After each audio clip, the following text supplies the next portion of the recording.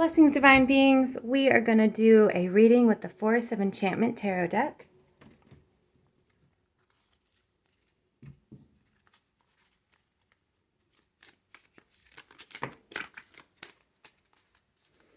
Okay, I'll leave that there.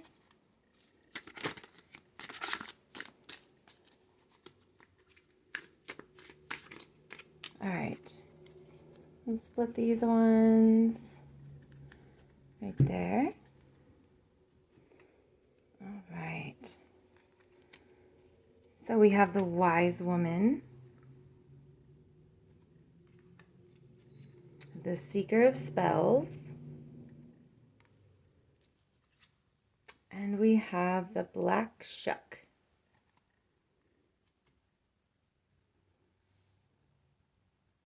So the Wise Woman is akin to the High Priestess, and in general she means wisdom, spirituality, and mysticism, ocular advice, seeing the unseen, lifting the veil.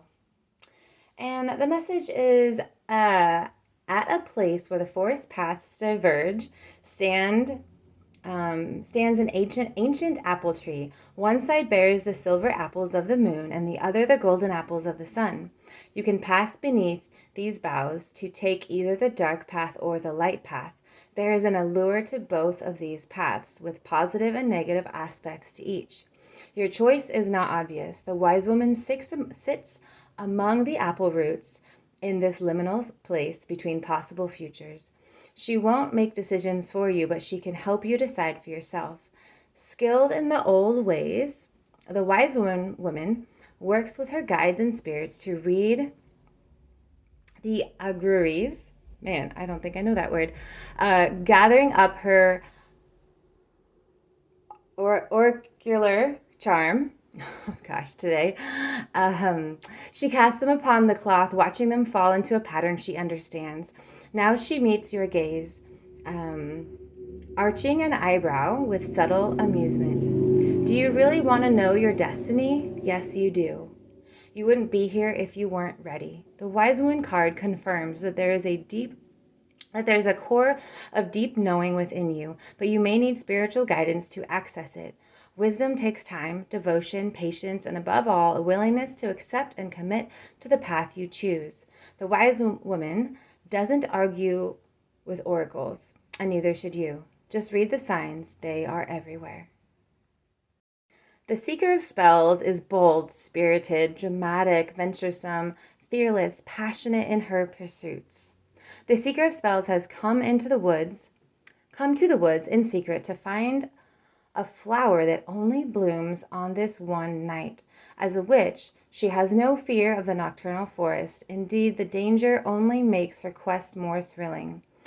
Her daring has paid off, and she arrives at the precise moment of the blossoms unfurling.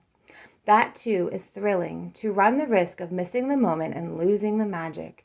Playing it safe is for those with no witch blood in their veins. If this card doesn't represent a particular person, it can mean a creative exploration, trusting your instincts in terms of timing, breaking through a stale routine, or spontaneous travel without a great deal of planning.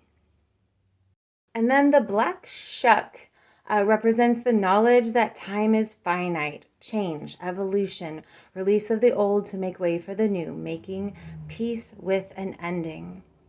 Of the otherworldly beings that dwell in the woods, few are as fearsome as the Black Shuck, for he is a portent of death. Is your heart beating a little faster now? He is one of the spectral hounds who roam the earth, haunting the bleakest moors and the darkest forests. You may have heard him clawing and whining at your very door.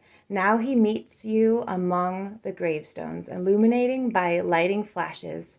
Don't worry, he won't harm you. Black Shuck comes not to take your life, but as a memento mori, a reminder that death awaits you and life is not to be wasted.